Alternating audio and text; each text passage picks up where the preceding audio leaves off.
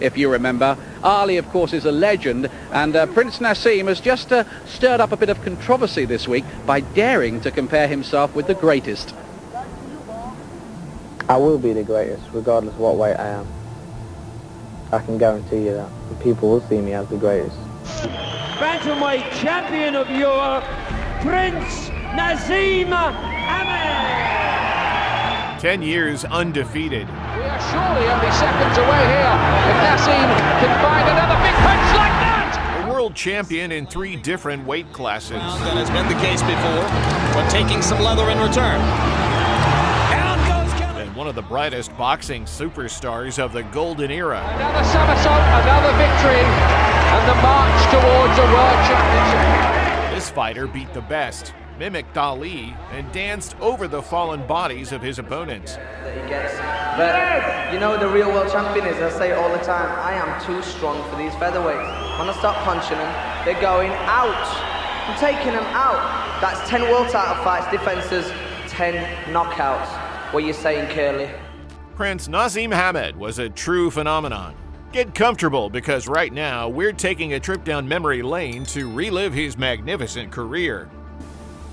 I probably won't say blatantly that I'm better than him, but I'll probably tell him at this time now of boxing in this generation, I'm the best in the world and I am the greatest, like he was the greatest in his time. Watching fight there. Drop them. From a very young age, Naseem never doubted that he would become a famous boxer. He once promised his coach that he would make him a millionaire, and he kept that promise. Much of Prince's phenomenal success was thanks to his trainer. It was amazing that I had John Ingle, because John was in every single bout as an amateur in the corner with me. And he travelled everywhere with me, and he was with me day in, day out. Brendan Ingle, back at the dawn of boxing's golden era, was a huge Muhammad Ali fan who dreamed of repeating that incredible success. His top student, who the whole world would later know as the Prince, embodied some of the very best traits of the great Ali. Naseem should worry about being the first Naz. He's an original, like Ali was, and he can be a product of his time. So forget Ali. There can only be one Ali. There will never be another. We went down to the boxing club, and I just fell in love with it straight away. I knew, just by walking in and listening to the music, seeing a boxing ring for the first time, I just knew that it was something that I could do. I saw it as a game that to hit and not get hit, a bit of a game of tag. Just like Muhammad Ali, right from the start of his career, Naseem would taunt and provoke his opponents into making mistakes, boxing with his hands down by his sides. His cocky charisma, supreme confidence, and unbelievable skill inside the ring had the effect of a nuclear bomb. After just a few fights early in his career, the whole world had heard about the brash, up-and-coming rookie who called himself Prince. You do that every time. Actually, they go on much longer than that. We had to keep you short. But you go on for 20 minutes like that. Have you ever thought of doing a Las Vegas show where you sing, dance, and then beat the crap out of someone? Is that... Well, you know, we're thinking about doing stuff like that, but in the future, maybe definitely Vegas has got to come. Vegas is a place for the Prince, but you know, I like the Prince to do my... being you. You're speaking of yourself. Whoop, there it is. You know I'm talking about myself. Okay. Featherweight champion. But Naseem didn't come from royalty, unlimited wealth, rich parents, or powerful connections. He came from a family that was barely making ends meet, and boxing was his only chance. His flamboyance and individuality became a key part of his professional career. They either loved you or hated you, but they all wanted to watch you. If they became indifferent to loving me or hating me, I wouldn't have made no money, Gary. But I sit here today, I sit good, you know, and happy and relaxed, and thank God, you know, my true wealth would be in my health and in my beautiful wife and my beautiful kids and where we live today and the lifestyle that we live. Naseem Hamed bet everything on making a name for himself with his flashy nickname and unique personality. It was a huge risk because at the time Prince started his career, boxing was already packed with big names. But his incredible start, 11 straight stoppage wins in just 2 years, made him the dark horse of the bantamweight division. The lighter weight classes in boxing didn't usually produce many exciting fights, and knockouts were rare. But in 1992, an unknown young man stepped into the professional ring, fought with his hands down, taunted and outright humiliated his opponents, and then knocked them all out. And obviously I developed a lot of power. I gathered that I was being able to punch from a young age of maybe 15, 16. Prince Naseem's rise brought a wave of criticism. By now, Naseem was considered a fighter of championship caliber, but he had never gone a full 12-round fight. His first true test came against the experienced power puncher Vincenzo Belcastro, who was supposed to expose the prince and reveal his true limits. On the line was the EBU European Bantamweight title.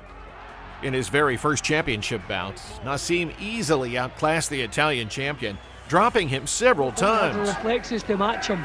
He's going to have to set the rhythm and try and dictate. Castro hasn't managed to put him even under any pressure. He's going to be as fresh as a daisy. Under control. Oh. And this fella's never been... Don't ring us, we'll ring you.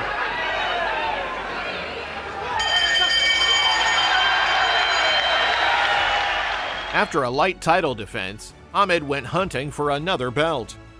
In a fight for the vacant WBC Super Bantamweight title, he humiliated the skilled and seasoned fighter Freddie Cruz, all while channeling Muhammad Ali's iconic style. The Prince effortlessly dodged Cruz's sharp punches and fired back with lightning-fast combinations. The beating didn't last long. In the 6th round, Naseem forced the referee to stop the fight after punishing his opponent against the ropes. This is one game fella, Cruz, and I tell you what, he's got to be, because it's all over. Referee's quite right. Oscar De La Hoya and Roy Jones, Pernell Whitaker, Ike Corday, go through the list, Lennox. We're proud to say that the best fighters in the world fight here, and we believe that most of the world believes that Naz is one of the best fighters in the world. With every title defense, Prince Naseem's name echoed louder across the globe. Once he settled into the division, Naseem defended his world title 5 times, each ending in a brutal knockout. True to his humble nickname, the Prince turned his ring walks into full-blown spectacles, as if he really were royalty. He didn't just dance and flip into the ring, he openly mocked his fallen opponents. I don't know if was he really a prince? I don't think he was really a prince. No, every now and then, there's people that violate the rules. Yeah, it's Prince Naseem. He's this he came out of the flying carpet. How amazing was that, bro? Yeah. And his style was amazing. Was so crazy. He had his hands down by his knees, and he would like bend at the waist and just wing punches at you. So he had this crazy style, but he also had murderous power. Now, if you think Prince's success was all about flashy entrances and eccentric showmanship, you'd be dead wrong. His real magic? His unique fighting style, inspired by Muhammad Ali. I probably won't say blatantly that I'm better than him, but I'll probably tell him at this time now of boxing in this generation, I'm the best in the world and I am the greatest, like he was the greatest in his time. Prince was one of the very few elite boxers who could defend himself without even using his hands. His style was aggressive and explosive, but it was his defense that made him special. Using phenomenal reflexes and blistering speed, Naseem slipped and ducked punches, closed distance in a flash, and avoided almost every attack without needing to block. The foundation of this defensive style was laid by Ali himself, but Ali only used it when he was at his absolute peak. Naseem? He perfected it. The Prince didn't rely on blocking shots with his arms. His attack often came in single, powerful strokes, and his punches were so quick and strong that his minimalist style was all he needed to dominate. The final touch? An iron belief in himself and the heart of a true champion. What if it all goes wrong? What if you lose this one? I don't know how you can even ask me that, Adam. And I shouldn't really even answer that silly question. To me, that is a silly question. There's no way that I can lose. So I'm not going to answer it as if... I'm not going to answer it the way you said it to me. What if you do lose? That'll never happen. So that's all I'm saying. That can't happen. It won't happen. Prince's bold words became a trigger for boxing fans everywhere. He swore he would surpass the greatness of Muhammad Ali, and in every fight, he backed up his words. Step by step, the British superstar became a global sensation. When he captured his first major belt, the WBO World Featherweight title, by defeating Steve Robinson, and followed it up with 4 consecutive knockout defenses, he became the hottest name in boxing. Since arriving, he's been on show for the American media and has signed a deal for life with Frank Warren. The best promoters in the world were fighting to sign him. He destroyed everyone in his path. Soon, the legendary Frank Warren took over his career. Prince's charisma only added to his fame, and his defeated opponents paved the way to even bigger opportunities. In every fight, Prince Naseem didn't just box, he put on a show with epic, larger-than-life ring entrances. This morning, Wally Matthews, well-known sports writer, he says that Naseem is yet to prove he can do anything more than dance and talk. The piece goes on in fairly vitriolic terms. It says, "You'll love to hate this guy with his overproduced and overlong ring entrances and his utter lack of humility." That's pretty strong stuff. Critics and boxing experts often slam Naseem's showboating, calling it unprofessional and over the top. But most fans, they couldn't get enough of the Prince. Adding fuel to the fire was Naseem's proud self-identification as the Arab Briton. Surprisingly, his heritage didn't hurt his popularity with American fans, even though in the 90s, U.S. audiences were usually skeptical of British boxers. That all changed with his first unification fight for the IBF title, which became a worldwide boxing sensation. I'm a British Arab, I'm proud to be Arab, I'm proud to be British. And it's between us and America. Don't make it out as if it's just 2 gentlemen getting into fight. When you wake up to find out there was just one guy whooping on you, you'll find out the results. We'll see who'll be whooping on him on the night. We'll see who'll be looking good and have the last lap. Tom Boom Boom Johnson, who had defended his belt 11 times, was expected to be the man to finally humble the Prince. At just 24 years old, Naseem faced a seasoned champion who had ruled the featherweight division for years. I think they're in for a big shock, and I think he will get their attention and he will put on a tremendous performance. But of course the people who read this, Paul, may well treat Naz as the bad guy when he makes his ring entrance this Friday. But despite Johnson's accolades, Prince Naseem had zero fear. In front of millions watching worldwide, he taunted and humiliated his dangerous opponent, jumping around the ring, smiling non-stop, dancing between combinations, all while brutally beating Johnson down. Tom's mental game cracked long before the knockout. A lightning-fast uppercut marked the beginning of the end. We are surely only seconds away here. If Naseem can find another big punch like that, a right uppercut. Nobody could have taken that in the 8th round. He'll do very well to get up from this. And will the referee let him go on anyway? No, he will not.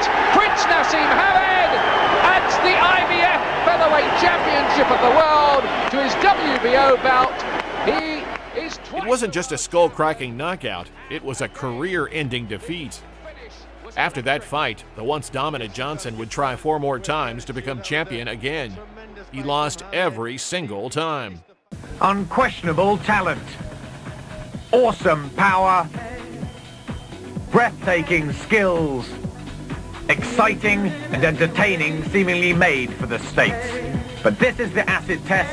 Hamed proved he was world-class, beating American Tom Johnson in London, but now he must beat American Kevin Kelly in the Lion's Den of New York. 3 successful early stoppage title defenses later, Prince Naseem landed the most anticipated fight of his career against the biggest name in the featherweight division, Kevin Kelly. Kelly was an American fan favorite, considered one of the best in division history. He had insane punching power paired with elite boxing skills. I think he's a better fighter than Tom Johnson. He's a harder puncher and he's a very clever fighter. His record says it all. He's only lost 1 out of 55. Oh, Kevin Kelly is very dangerous, and especially, you know, he's got, people say he's on the back end of his career. I wouldn't say that. He's a hungry fighter. That's how you're going to fall. I'm the hardest puncher you ever been in the ring with. You're not the hardest puncher featherweight. I got news for you. I am. I got more knockouts than you got fights. When I hit you with the first punch, you're going to know what the time it is. I know you switch lefty, switch righty and all that. So do I. I got the dipsy doodle too. I do all that. In the fight, It delivered big time. For the first time in his career, Prince Naseem got knocked down 3 times and was on the brink of defeat. First 2 minutes of the fight, Hamed is a puzzle that Kelly is unable to solve. But down goes the Prince. Be that the Prince was exposed as a fraud. His gloves touched. But in the second round, he dropped Kelly to even the score. By round 4, Kelly had been knocked down twice more. The final blow came via a short, invisible left hook from Naseem. In this round, and has been the case before, but taking some leather in return. Down goes Kelly on 2 hard left. Leaping right hand by the Prince. Ooh. And a hard left. And Kelly. Against all odds, the Prince destroyed one of boxing's scariest punchers, live in front of millions of fans. I'd be surprised, the way he's hitting, I'd be surprised if it goes past 4 or 6 rounds. Prince Naseem Hamed wasn't just a fighter, he defined an entire boxing era. He repeated and maybe even surpassed the incredible success of Muhammad Ali. Every bold word he spoke at press conferences or in interviews, he backed it up in the ring. Naseem should worry about being the first Naz. He's an original, like Ali was, and he can be a product of his time. So forget Ali, there can only be one Ali, there will never be another. But no matter how great a fighter is, time is always the toughest opponent. Prince Naseem's lightning reflexes and speed were core to his boxing style. As he aged, that edge began to fade. By the time he defended his title against the undefeated Paul Ingle, trouble signs emerged. For the first time, Naseem's reflexes weren't fast enough to let him fight with his hands down. He started absorbing way too many shots. He was losing the fight on points until a knockout punch saved him from certain defeat.